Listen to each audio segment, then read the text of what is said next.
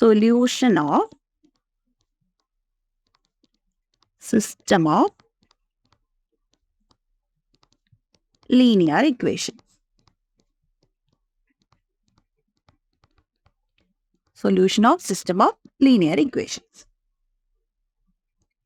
ഇവിടെ system of linear equations എന്നാ പറഞ്ഞേക്കുന്നത് അല്ലെ. അപ്പൊ സിസ്റ്റം ഓഫ് ലീനിയർ ഇക്വേഷൻസ് എന്ന് പറഞ്ഞു കഴിഞ്ഞാൽ നമുക്ക് തരുന്ന ഇക്വേഷൻസ് ഒരെണ്ണം മാത്രമായിരിക്കത്തില്ല, ഒരു സെറ്റ് ഓഫ് ഇക്വേഷൻസ് ആയിരിക്കും. അതായത് 2 ഇക്വേഷൻ ആയിരിക്കാം, അല്ലെങ്കിൽ 3 ഇക്വേഷൻ ആയിരിക്കാം. ഇപ്പൊ example എഴുതുവാണെങ്കിൽ a1x plus b1y plus c1z is equal to d1. അടുത്തത് a2x plus b2y plus c2z is equal to d2. a3x plus b3y plus c3z is equal to d3. ഇങ്ങനെയാ. അപ്പൊ ഇതൊരു സെറ്റ് ഓഫ് ഇക്വേഷൻസ് ആണ്. Linear equations എന്ന് പറയാൻ കാരണം എന്താണ്? ഇവിടെ നമുക്ക് തന്നേക്കുന്ന വേരിയബിൾസ് എക്സ് വൈ ഇസഡ് ആണ്. ആ എക്സ് വൈ ഇസഡിന്റെ പവർ എന്ന് പറയുന്നത് എന്താണ്? 1 ആണല്ലേ. അപ്പൊ നമുക്ക് തരുന്ന ഒരു ഇക്വേഷനിലുള്ള വേരിയബിൾസിന്റെ പവർ 1 ആണെങ്കിൽ അതിന് നമുക്ക് എന്ത് പറയാൻ പറ്റും? ലീനിയർ ഇക്വേഷൻസ് എന്ന് പറയാൻ പറ്റും. ഇതില് നമുക്ക് ഒരു സെറ്റ് ഓഫ് ഇക്വേഷൻസ് തന്നിട്ടുണ്ട്. ആ ഇക്വേഷൻസിന്റെ സൊല്യൂഷൻ കണ്ടുപിടിക്കണം. അതായത് നമ്മുടെ വേരിയബിൾസ് എക്സ് വൈ ഇസഡ് ആണ്, അതിന്റെ വാല്യൂസ് കണ്ടുപിടിക്കുന്നതാണ് നമുക്കിവിടെ പഠിക്കാനുള്ളത്. ഓക്കെ, അപ്പൊ ഇതില് ഒരു പ്രൊസീജിയർ ചെയ്യാനുള്ളത് എങ്ങനെയാന്ന് പറഞ്ഞാൽ, ഇങ്ങനെ ഒരു സിസ്റ്റം ഓഫ് ഇക്വേഷൻസ് തന്നു കഴിഞ്ഞാൽ ആദ്യം നമ്മൾ ഇവിടുന്ന് എ എന്ന് പറഞ്ഞ ഒരു മെട്രിക്സ് എഴുതാം. എ എന്ന് പറഞ്ഞ മെട്രിക്സ് നമ്മുടെ എക്സ് വൈ ഇസഡിന്റെ കോഎഫിഷ്യന്റ് വെച്ചിട്ട് എഴുതുന്നതാണ് എ എന്ന് പറഞ്ഞ മെട്രിക്സ്. ഇപ്പൊ ഇവിടെ a1 b1 c1 a2 b2 c2 a3 b3 c3. അടുത്തതായിട്ട് ബി എന്ന് പറഞ്ഞൊരു മെട്രിക്സ് എഴുതാം. ബി എന്ന് പറഞ്ഞ മെട്രിക്സ് നമ്മുടെ ഇക്വേഷന്റെ റൈറ്റ് സൈഡിൽ വന്ന കോൺസ്റ്റന്റ് ഏതൊക്കെയാണ്? d1 d2 d3. അടുത്തത് ക്യാപിറ്റൽ എക്സ്. ക്യാപിറ്റൽ എക്സ് എന്ന് പറഞ്ഞു കഴിഞ്ഞാൽ നമുക്കിവിടെ കണ്ടുപിടിക്കേണ്ടത് എക്സ് വൈ ഇസഡിന്റെ വാല്യൂസ് ആണ്. ക്യാപിറ്റൽ എക്സ് എന്ന് പറയുന്നത് നമുക്ക് എക്സ് വൈ ഇസഡ് എന്നെഴുതും. ഇത്രയും എഴുതിയതിന് ശേഷം അടുത്തതായിട്ട് നമ്മൾ എഴുതേണ്ടതാണ് ഓഗുമെന്റഡ് മെട്രിക്സ്. ഓഗുമെന്റഡ് മെട്രിക്സ്. ഓഗുമെന്റഡ് മെട്രിക്സ് എന്ന് പറഞ്ഞു കഴിഞ്ഞാൽ എയും ബിയും കൂടെ ചേർത്ത് എഴുതുന്നതാണ് നമ്മുടെ ഓഗുമെന്റഡ് മെട്രിക്സ്. വെറുതെ നമ്മൾ എ ബി എന്ന് എഴുതി കഴിഞ്ഞാൽ അതിന്റെ മീനിങ് എന്താ? എ എന്ന് പറഞ്ഞ മെട്രിക്സും ബി എന്ന് പറഞ്ഞ മെട്രിക്സും കൂടെ മൾട്ടിപ്ലൈ ചെയ്ത് എഴുതുന്നതാണ് എ ബി എന്ന് എഴുതുന്നത്. അതുകൊണ്ടാണ് ഈ എ ബിനെ നമ്മൾ എന്ത് ചെയ്തേക്കുന്നത്? ഒരു ബോക്സിന്റെ അകത്ത് കൊടുത്തേക്കുന്നത്. ബോക്സിന്റെ അകത്ത് എഴുതി കഴിഞ്ഞാൽ അതിന്റെ മീനിങ് എയും ബിയും കൂടെ ചേർത്ത് എഴുതുക. a1 b1 c1 d1 a2 b2 c2 d2. അടുത്ത a3 b3 c3 d3. ഓഗുമെന്റഡ് matrix എഴുതിയതിന് ശേഷം അടുത്തത് നമ്മൾ എന്ത് ചെയ്യണം? നമ്മൾ റാങ്ക് കണ്ടുപിടിക്കാൻ പഠിച്ചില്ലേ? ഒരു മെട്രിക്സ് തന്നു കഴിഞ്ഞാൽ റാങ്ക് കണ്ടുപിടിക്കുന്നത് എങ്ങനെയാ? ആ തന്നേക്കുന്ന മെട്രിക്സിന്റെ ഡയഗണൽ എലമെന്റ്സിന് താഴോട്ടുള്ള വാല്യൂസ് നമ്മൾ എന്ത് ചെയ്യും? റോ ഓപ്പറേഷൻ വഴി 0 ആക്കും അല്ലെ. ആ സെയിം പ്രൊസീജിയർ തന്നെയാണ് ഇവിടെ ഓഗുമെന്റഡ് മെട്രിക്സിലും അപ്ലൈ ചെയ്യേണ്ടത്. എന്താണ്? ഓഗുമെന്റഡ് മെട്രിക്സ് എഴുതിയതിനു ശേഷം ഈ മെട്രിക്സിന്റെ ഡയഗണൽ എലമെന്റ്സിന് താഴോട്ടുള്ള വാല്യൂ നമ്മൾ 0 ആക്കണം. എങ്ങനെയാ? റോ ഓപ്പറേഷൻ വഴി. അപ്പോ ഇതില് നമുക്ക് സൊല്യൂഷൻ കണ്ടുപിടിക്കാനായിട്ട് ഒരു തിയറം പറയുന്നുണ്ട്. അതിനെയാണ് നമ്മൾ റൗച്ചീസ് തിയറം എന്ന് പറയുന്നത്. എന്താണ്? റൗച്ചീസ് തിയറം. അപ്പൊ ആ തിയറം ബേസ് ചെയ്തിട്ടാണ് നമ്മൾ എന്ത് ചെയ്യുന്നത്? ഇതിന്റെ സൊല്യൂഷൻ കണ്ടുപിടിക്കുന്നത്. റൗച്ചീസ് തിയറം. ഈ തിയറത്തിൽ എന്തൊക്കെയാണ് പറഞ്ഞേക്കുന്നത് നോക്കാം. അതിന്റെ വർക്കിംഗ് പ്രൊസീജിയർ എങ്ങനെയാണെന്ന് നോക്കാം. If rank of A not equal to rank of A B.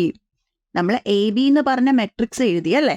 A B എന്ന് പറയുന്ന ഓഗുമെന്റഡ് മെട്രിക്സ് എഴുതി. ആ ഓഗുമെന്റഡ് മെട്രിക്സിന്റെ റാങ്ക് കണ്ടുപിടിക്കാം. അപ്പൊ ആ കണ്ടുപിടിക്കുന്ന അതിൽ നിന്ന് തന്നെ നമുക്ക് എ എന്ന് പറഞ്ഞ മെട്രിക്സിന്റെ റാങ്കും എടുത്തെഴുതാൻ പറ്റും. അപ്പോ ഇവിടെ തിയറം പറയുന്നത് എന്താണ്? Rank of A not equal to rank of A B ആണെങ്കിൽ നമ്മുടെ സിസ്റ്റം ഓഫ് ഇക്വേഷൻസ് എന്ന് പറയുന്നത് എന്തായിരിക്കും? System is inconsistent. inconsistent and has no solution. And has no solution. Inconsistent എന്ന് പറഞ്ഞു കഴിഞ്ഞാൽ, കൺസിസ്റ്റൻസി എന്ന് പറഞ്ഞു കഴിഞ്ഞാൽ എന്താ, നമ്മൾ സ്ഥിരത എന്നാണ് പറയുന്നത്. അപ്പൊ ഇവിടെ ഇൻകൺസിസ്റ്റന്റ് എന്ന് പറഞ്ഞു കഴിഞ്ഞാൽ എന്താ, നമുക്ക് തരുന്ന സിസ്റ്റം ഓഫ് ഇക്വേഷൻസ് ഒരു സ്ഥിരത ഇല്ലാത്തതാണ്. അതായത് അവിടുത്തെ XYZന്റെ വാല്യൂസ് എന്ന് പറയുന്നത് ഒരിക്കലും സ്ഥിരമായിട്ടുള്ള ഒരു വാല്യൂ അല്ല. അത് ഏതെങ്കിലും കണ്ടീഷൻ അനുസരിച്ച് എന്ത് ചെയ്തുകൊണ്ടിരിക്കും, മാറിക്കൊണ്ടിരിക്കും. അതുകൊണ്ട് തന്നെ സിസ്റ്റം ഇൻകൺസിസ്റ്റന്റ് ആണെങ്കിൽ നമുക്ക് അവിടുത്തെ സിസ്റ്റം ഓഫ് ഇക്വേഷൻ എന്തില്ല, സൊല്യൂഷൻ ഇല്ല. അടുത്ത രണ്ടാമത്തെ കേസ് പറയുന്നത്, if rank of A is equal to rank of A B which is equal to number of unknowns. Number of unknowns എന്ന് പറയുന്നതാണ് നമ്മുടെ XYZ. അപ്പോ റാങ്ക് ഓഫ് എയും റാങ്ക് ഓഫ് എ ബിയും നമ്പർ ഓഫ് അൺനോൺസും ഈക്വൽ ആണെങ്കിൽ system is consistent. System is consistent and has unique solution. And has unique solution. Rank of എയും rank of A ബിയും നമ്പർ ഓഫ് അൺനോൺസും ഈക്വൽ ആവുകയാണെങ്കിൽ നമ്മുടെ സിസ്റ്റം എന്തായിരിക്കും, കൺസിസ്റ്റന്റ് ആയിരിക്കും. അതായത് സ്ഥിരതയുള്ള ഒരു സിസ്റ്റം ഓഫ് ഇക്വേഷൻസ് ആയിരിക്കും. അങ്ങനെയാണെങ്കിൽ അതിന് യുണീക് സൊല്യൂഷൻ ആയിരിക്കും. അതായത് നമ്മളിപ്പോൾ XYZന്റെ വാല്യൂ കണ്ടുപിടിച്ചു കഴിഞ്ഞാൽ അത് തന്നെ ആയിരിക്കും ആ XYZന്റെ വാല്യൂ. അതിന് അങ്ങോട്ടും ഇങ്ങോട്ടും ഒരു മാറ്റവും വരത്തില്ല. അടുത്ത third condition, if rank of A is equal to rank of AB which is less than number of unknowns. അതായത് റാങ്ക് രണ്ടും ഈക്വൽ ആണ്, പക്ഷേ ആ റാങ്ക് എന്ന് പറയുന്നത് നമ്പർ ഓഫ് അൺനോൺസിനെ കാട്ടിയും എന്താണ്, കുറവാണ്. അങ്ങനെയെങ്കിലും സിസ്റ്റം എന്ത് തന്നെയാണ്, system is consistent. System is consistent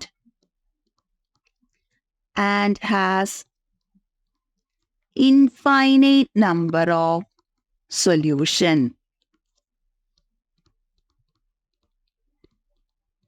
അപ്പോ റാങ്കും നമ്പർ ഓഫ് അൺനോൺസും ഈക്വൽ ആണെങ്കിൽ യുണീക് സൊല്യൂഷൻ ആയിരിക്കും. റാങ്ക് നമ്പർ ഓഫ് അൺനോൺസിനെ കാട്ടി കുറവാണെങ്കിൽ സിസ്റ്റം കൺസിസ്റ്റന്റുമാണ്, പക്ഷേ ഇൻഫൈനൈറ്റ് നമ്പർ ഓഫ് സൊല്യൂഷൻസ് ഉണ്ടായിരിക്കും. അപ്പോൾ ഈ വർക്കിംഗ് പ്രൊസീജിയർ ബേസ് ചെയ്തിട്ട് വേണം നമ്മൾ എന്ത് ചെയ്യാനുള്ളത്, നമുക്ക് തരുന്ന സിസ്റ്റം ഓഫ് ഇക്വേഷന്റെ സൊല്യൂഷൻ കണ്ടുപിടിക്കാനായിട്ടുള്ളത്. നമുക്ക് ഓരോ ക്വസ്റ്റ്യൻ ആയിട്ട് നോക്കാം, എങ്ങനെയാ ഇത് സോൾവ് ചെയ്ത് അതിന്റെ XYZ എങ്ങനെയൊക്കെയാ കണ്ടീഷൻ ചെക്ക് ചെയ്യുന്നത് എന്നുള്ളതെല്ലാം നമുക്ക് നോക്കാം. ഇപ്പം നമുക്കൊരു സിസ്റ്റം ഓഫ് ഇക്വേഷൻ തന്നിട്ടുണ്ട്. ഞാൻ ഇക്വേഷൻ എഴുതാം.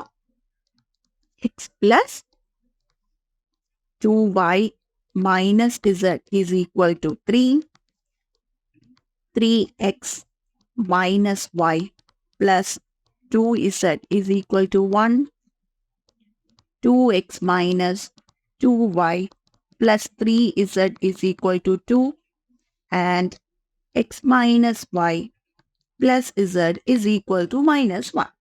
അപ്പൊ ഇവിടെ നമുക്ക് 4 ഇക്വേഷൻസ് തന്നിട്ടുണ്ട്. ഇതിൽ എന്താ ചെക്ക് ചെയ്യേണ്ടത്, ഈ സിസ്റ്റം കൺസിസ്റ്റന്റ് ആണോ അല്ലയോ എന്ന് ചെക്ക് ചെയ്യണം.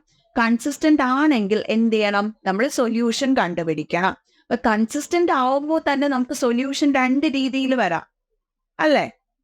എങ്ങനെ വരാം, മെനി സൊല്യൂഷൻസും വരാം, അല്ലെങ്കിൽ യുണീക് സൊല്യൂഷനും വരാം. അപ്പൊ ആദ്യം നമ്മൾ എന്ത് ചെയ്യുക, ഇങ്ങനെ ഒരു സിസ്റ്റം ഓഫ് ഇക്വേഷൻസ് തന്നു കഴിഞ്ഞാൽ എ എന്ന് പറഞ്ഞ ഒരു മെട്രിക്സ് എഴുതുക. എ എന്ന് പറഞ്ഞ മെട്രിക്സ് XYZന്റെ കോഎഫിഷ്യന്റ് വെച്ചിട്ട് എഴുതാം. 3 -1 2, 2 -2 3 and 1 -1 1. അടുത്തത് ബി എന്ന് പറഞ്ഞ മെട്രിക്സ്. ബി എന്ന് പറഞ്ഞ മെട്രിക്സ് ആവുമ്പോൾ എന്ത് വരും, 3 1 2 -1. റൈറ്റ് സൈഡിൽ വരുന്ന കോൺസ്റ്റന്റ് വെച്ചിട്ട് എഴുതുന്നതാണ് ബി എന്ന് പറഞ്ഞ മെട്രിക്സ്. അടുത്ത് നമ്മൾ എക്സ് എന്ന് പറഞ്ഞ മെട്രിക്സ് എഴുതി. എക്സ് എന്ന് പറയുന്ന മെട്രിക്സ് എക്സ് വൈ ഇസഡ്. ഇതിന് ശേഷം നമ്മൾ എന്ത് ചെയ്യുക? നമ്മുടെ ഓഗുമെന്റഡ് മെട്രിക്സ് എ ബി എഴുതുക. ഓഗുമെന്റഡ് മെട്രിക്സ് എ ബി എന്ന് പറഞ്ഞു കഴിഞ്ഞാൽ ആ ബിയും കൂടെ ജസ്റ്റ് നമ്മൾ എ എന്ന് പറഞ്ഞ് എഴുതിയ മെട്രിക്സിന്റെ കൂടെ ചേർത്ത് എഴുതുക അല്ലെ.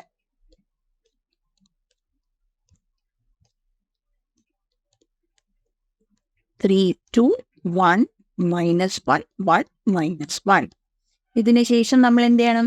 റോ ഓപ്പറേഷൻ വഴി ഈ മെട്രിക്സിന്റെ ഡയഗണൽ എലമെന്റ്സിന് താഴോട്ടുള്ള വാല്യൂസ് 0 ആക്കണം.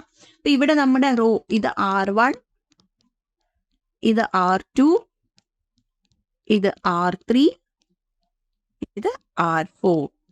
4 റോ ഉണ്ട്. നമുക്കിവിടെ എന്തൊക്കെ എഴുതാം? R2 gives R2 minus 3R1. അടുത്ത എന്താണ്? R3 gives R3 minus 2R1. അടുത്ത R4 gives R4 minus R1. അല്ലെ. അപ്പൊ ഇതിന് കറസ്പോണ്ടിങ് ആയിട്ട് നമുക്ക് എന്ത് കിട്ടും? നമ്മുടെ മെട്രിക്സ് 1 2 -1 3. ഇവിടെ 0 ആയി. ഓപ്പറേഷൻ ചെയ്യുമ്പോൾ ഇവിടെ -7 5 -8.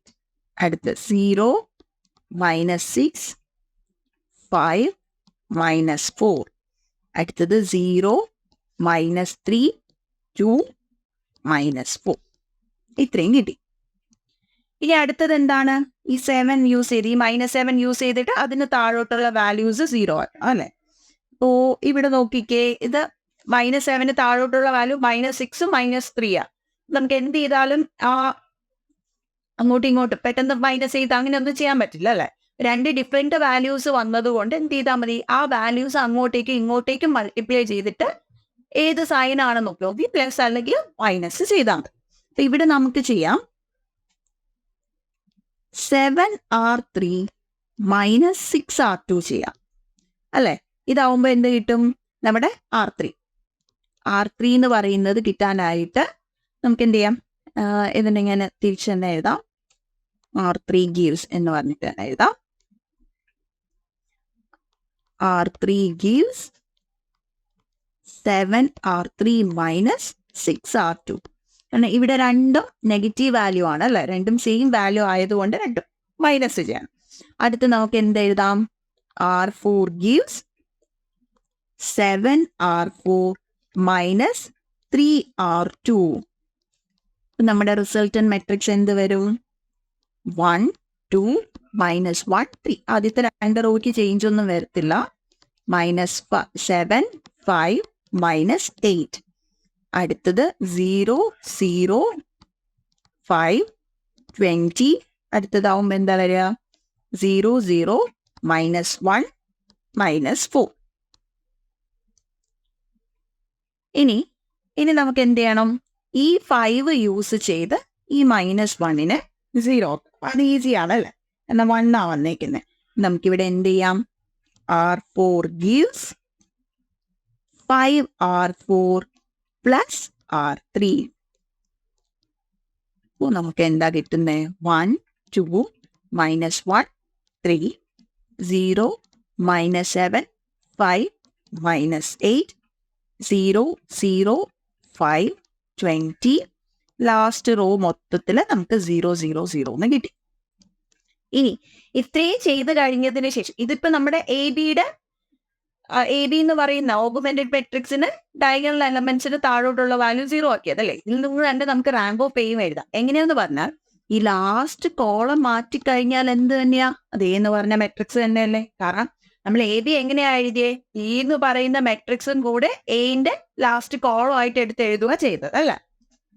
ഇനി നമുക്ക് ഇവിടുന്ന് അടുത്തതായിട്ട് റാങ്ക് എഴുതാം. അപ്പൊ റാങ്ക് ഓഫ് എ എന്ന് പറയുന്നത് എന്താണ്? Number of non zero rose വരുന്നത് 3 തന്നെയാണ്. അതുപോലെ റാങ്ക് ഓഫ് എ ബി എന്ന് പറഞ്ഞു വരുന്നതും എന്ത് തന്നെ വന്നു? 3 എന്ന് തന്നെ വന്നു. അടുത്തത് എന്താണ്? നമ്മൾ നമ്പർ ഓഫ് അൺനോൺസ് കൂടെ നോക്കുക. Number of unknowns. Number of unknowns എന്ന് പറയുന്നത് ഇവിടെ XYZ ആണ് അല്ലേ? XYZ ആകുമ്പോൾ നമ്പർ ഓഫ് അൺനോൺസും എന്ത് തന്നെയാണ്? 3 തന്നെയാണ്. അപ്പൊ നമ്മുടെ കണ്ടീഷൻ ഏതാണ്? Rank of A is equal to rank of AB, which is equal to number of unknowns. മൂന്നും ഈക്വൽ ആണ്. അതുകൊണ്ട് തന്നെ നമുക്ക് എന്തു പറയാം? Therefore, the system is consistent. System is consistent. System is consistent and has എന്ത് solution ആണ്? Unique solution. Unique solution. ഇനി അടുത്തതായിട്ട് നമ്മൾ എന്ത് ചെയ്യണം? ഇപ്പൊ നമുക്ക് യുണീക് സൊല്യൂഷൻ ആണെന്ന് കിട്ടി. ഇനി നമ്മൾ യുണീക് സൊല്യൂഷൻ കണ്ടുപിടിക്കാം. അപ്പൊ സൊല്യൂഷൻ കണ്ടുപിടിക്കാനായിട്ട് നമ്മൾ ഇത് സോൾവ് ചെയ്യുന്നത് using this equation AX is equal to B. ഈ ഇക്വേഷൻ യൂസ് ചെയ്താണ് നമ്മൾ സൊല്യൂഷൻ കണ്ടുപിടിക്കുന്നത്. അപ്പൊ ഈ എയും ബിയും തിരിച്ച് ക്വസ്റ്റ്യൻ തന്നെ എഴുതരുത്. നമ്മൾ AB എന്ന് പറഞ്ഞ മെട്രിക്സ് എഴുതിയില്ല, അതിനെ റെഡ്യൂസ്ഡ് ഫോം ആക്കിയല്ലോ. ആ റെഡ്യൂസ്ഡ് ഫോമിൽ നിന്ന് വേണം നമ്മൾ എന്ത് ചെയ്യാനുള്ളേ? എയും ബി എല്ലാം എഴുതാൻ. എ എന്ന് പറയുന്നത് 1 2 -1 0 -7 5 0 0 5. അടുത്ത എക്സ് എന്ന് പറയുന്നത് നമുക്കറിയാം, നമ്മുടെ X Y Z is equal to B എന്ന് പറയുന്നത് എന്ത് വരും? 3 -8 20. ഇനി ഇതിൽ നിന്നും നമുക്ക് ഒരു ഇക്വേഷൻ എഴുതാം അല്ലെ? എങ്ങനെയാ? 1 into x plus 2 into y minus 1 into z is equal to 3. At the 0x minus 7y plus 5z is equal to minus 8. 0x plus 0y plus 5z is equal to 20. The last equation നോക്കിക്കേ, 5z is equal to 20 എന്നല്ലേ വരത്തുള്ളൂ. 5z is equal to 20. അപ്പൊ z is equal to 20/5. 20/5 എന്ന് പറയുമ്പോൾ അത് 4 ആയി. അപ്പൊ zന്റെ value കിട്ടി. ഈ വാല്യൂ നമുക്ക് എന്ത് ചെയ്യാം? സെക്കൻഡ് ഇക്വേഷനിൽ സബ്സ്റ്റിറ്റ്യൂട്ട് ചെയ്യാം. അപ്പൊ സെക്കൻഡ് ഇക്വേഷനിൽ സബ്സ്റ്റിറ്റ്യൂട്ട് ചെയ്യുമ്പോൾ -7y plus 5 into 4 is equal to -8. So -7y is equal to -8 minus 20. -7 is equal to -28. y എന്ന് പറയുന്നത് എന്ത് വരും? -28 by -7 4. So നമുക്ക് ഇസഡിന്റെ വാല്യൂവും കിട്ടി, വൈന്റെ വാല്യൂ. ഫസ്റ്റ് ഇക്വേഷനിൽ സബ്സ്റ്റിറ്റ്യൂട്ട് ചെയ്യുക ഈ രണ്ട് വാല്യൂ. എക്സ് പ്ലസ് 2 into വൈന്റെ വാല്യൂ 4 ആണ്, മൈനസ് ഇസഡിന്റെ value 4 is equal to 3. x plus 8 minus 4 is equal to 3. So x plus 4 is equal to 3. x is equal to എന്ത് വരും? 3 minus 4 is equal to -1. അപ്പോൾ എക്സിന്റെ വാല്യൂ -1, വൈയുടെ value 4, ഇസഡിന്റെ value 4 എന്ന് കിട്ടും. നമ്മുടെ സൊല്യൂഷൻ നമ്മൾ എന്തെഴുതും?